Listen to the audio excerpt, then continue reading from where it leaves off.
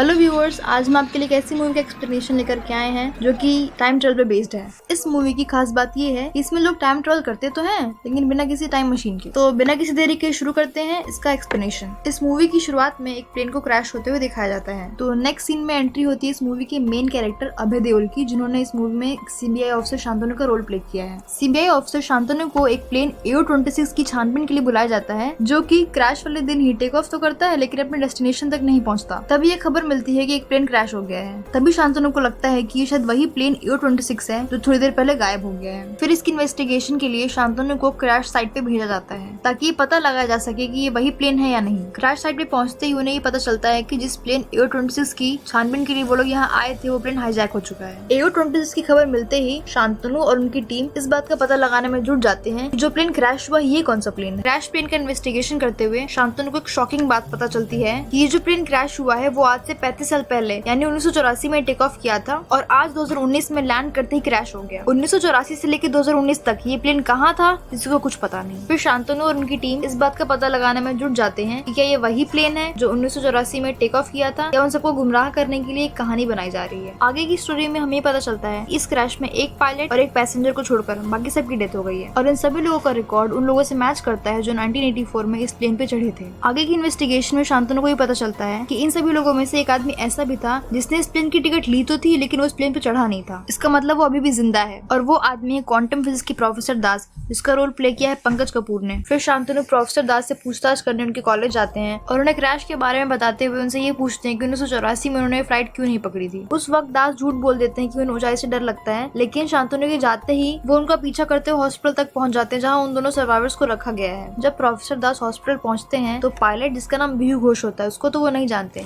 लेकिन दूसरा आदमी जिसका नाम BC मित्रा होता है उसको देखकर वो एकदम शॉक्ड रह जाते हैं क्योंकि ये आदमी 2019 में भी एकदम वैसे ही दिखता है जैसा कि वो 1984 में दिखता था। और ये बात प्रोफेसर दास सीबीआई ऑफिसर शांतनु से छुपा लेते हैं कि वो BC मित्रा को जानते हैं। फिर न्यूज के माध्यम से ये पता चलता है कि AO-26 के हाईजैकर्स ने एक आतंकवादी पार्थो मजुमदार की रिहाई की मांग की है। जब क्रैश प्लेन GL-50 की पायलट बीहू घोष को होश आता है तो शांतनु उनसे पूछताछ करने के लिए हॉस्पिटल पहुंच जाते हैं और इन्वेस्टिगेशन के दौरान ये पता चलता है कि BC मित्रा ही वो आदमी है जिसने 1984 में इस प्लेन को हाईजैक किया था और बीहू घोष को इस प्लेन की डायरेक्शन चेंज करने को कहा था। इतनी देर में BC मित्रा हॉस्पिटल से फरार हो जाते हैं। फिर शांतनु को ये पता चलता है कि प्रोफेसर दास और BC मित्रा का कुछ न कुछ कनेक्शन जरूर है और वो प्रोफेसर दास के पास पहुंच जाते हैं दोबारा पूछताछ के लिए। फिर प्रोफेसर दास शांतनु को पूरी कहानी बताते हैं कि BC मित्रा एक साइंटिस्ट थे और प्रोफेसर दास उनके असिस्टेंट और BC मित्रा एक प्रोजेक्ट A यानी प्रोजेक्ट अशोका पे काम कर रहे थे। इसको समझने के लिए हमें और आपको जाना पड़ेगा 263 BC यानी आज से लगभग 2000 साल पहले। इस समय मौर्य साम्राज्य के महान सम्राट अशोक ने कलिंग युद्ध में ये देखा कि कैसे हमारे टेक्नोलॉजी, साइंस और नीति शास्त्र जैसे एडवांस टॉपिक्स का इस्तेमाल हमारे ही विध्वंस में हुआ है और इसी के चलते उन्होंने कलिंग युद्ध के बाद से ये डिसाइड किया कि ये आधुनिक विधियां किसी भी आम आदमी के हाथ नहीं लगनी चाहिए और इन्हें किताब का रूप देकर इन्हें सीक्रेटली कहीं रख दिया। इन्हीं में से एक किताब टाइम ट्रैवल के ऊपर थी, जिसके कुछ पन्ने 1947 की खुदाई के दौरान BC मित्रा के हाथ लग गए थे, जिसपे कुछ इनकम्प्लीट फॉर्मूलाज लिखे हुए थे और इन फॉर्मूलाज को कंप्लीट करना BC मित्रा की जिंदगी का एकमात्र मकसद बन गया और आखिरकार BC मित्रा ने 1984 में ये फॉर्मूला कंप्लीट कर ही लिया। उनके इस फॉर्मूला की खास बात ये है, इनफैक्ट फॉर्मूला की बिना इस पूरी मूवी की खास बात यही है कि आपको टाइम ट्रैवल करने के लिए किसी टाइम मशीन की नहीं बल्कि हवा में, स्पेस में कुछ ऐसी लोकेशंस की जरूरत है जो पास्ट, प्रेजेंट और फ्यूचर में एक दरवाजे का काम करें। और अपने इसी एक्सपेरिमेंट को अंजाम देने के लिए उन्होंने 1984 में GL-50 को हाईजैक किया था, पर उनकी कैलकुलेशंस के मुताबिक जो प्लेन 35 घंटे में वापस आ जाना चाहिए था उसको कुछ मिस कैलकुलेशंस के चलते 35 साल लग गए। जब ये बात प्रोफेसर दास शांतनु को बताते हैं तो उन्हें भी हमारे और आपकी तरह बिल्कुल यकीन नहीं होता, लेकिन प्रोफेसर दास सीबीआई ऑफिसर शांतनु को कन्विंस कर लेते हैं कि अगर वो उन्हीं एग्जैक्ट लोकेशन से 2019 से वापस 1984 में जाएं तो इन सब इवेंट्स को चेंज कर सकते हैं। इसके बाद प्रोफेसर दास, शांतनु और पायलट बीहू घोष वापस उन्हीं लोकेशंस के थ्रू 1984 में पहुंच जाते हैं। फिर प्रोफेसर दास ये एक्सप्लेन करते हैं कि अगर वो 4:30 बजे जिस वक्त प्लेन हाईजैक हुआ था उसके पहले अगर वो पार्थो मजुमदार और BC मित्रा वो प्लेन हाईजैक करने से रोक लें तो ना वो प्लेन कभी हाईजैक होगा और ना ही प्रोफेसर दास या फिर शांतनु या फिर बीहू घोष वापस उन लोगों को बचाने आएंगे और फिर चीजें बिल्कुल वैसी हो जाएंगी जैसे उनको होना चाहिए। अब हम धीरे धीरे मूवी के क्लाइमैक्स की ओर बढ़ रहे हैं, लेकिन क्लाइमैक्स तक पहुंचने से पहले मैं आपको शांतनु और बीहू घोष की पर्सनल लाइफ के बारे में बताना चाहूंगी जो उस मूवी में दिखाया गया है। 19 अगस्त 1984 को शांतनु को कोई अनाथ आश्रम में छोड़ के चला जाता है और इसी दिन शांतनु शांतनु, प्रोफेसर दास और बीहू घोष 1984 में एंटर करते हैं। तो जब शांतनु को याद आता है कि आज ही के दिन कोई इन्हें छोड़ के चला गया था, तो वापस उसी अनाथ आश्रम में जाते हैं पता करने के लिए कि वो शख्स कौन था जो इन्हें छोड़ के चला गया। तो जब वो वहाँ पहुंचते हैं तो वो देखते हैं कि एक आदमी गाड़ी से एक छोटे से बच्चे को वहाँ छोड़ के जा रहा है। वो ये तो नहीं देख पाते कि वो आदमी कौन था, लेकिन उस गाड़ी का नंबर जरूर देख लेते हैं। अगले दिन उन्हें पार्थो मजुमदार और बीसी मित्रा तक पहुंचने के लिए गाड़ी की जरूरत पड़ती है। तो यहाँ बीहू घोष चुपके से अपने घर जाकर अपनी गाड़ी लेकर आती है। उस गाड़ी को देखकर शांतनु शॉक्ड हो जाते हैं, क्योंकि वही गाड़ी होती है जिसमें कि पिछले दिन एक आदमी उनको अनाथ आश्रम में छोड़ के चला जाता है। फिर उनको ये रियलाइज हो जाता है कि बीहू घोष ही उनकी माँ है और जो शख्स उनको छोड़ने आया था वो उनके नाना है। फिर जब वो पार्थो मजुमदार की लोकेशन पे पहुंच जाते हैं, वहाँ उनके बीच हाथापाई और गोलीबारी होती है, जिसमें पार्थो मजुमदार और बीसी मित्रा की मौत हो जाती है।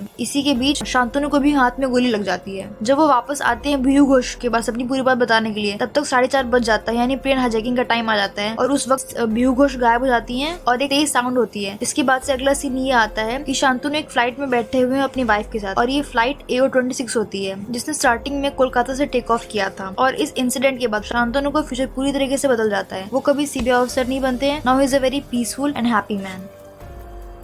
चैनल को लाइक और सब्सक्राइब। तो मिलते हैं अगले वीडियो में। Thank you.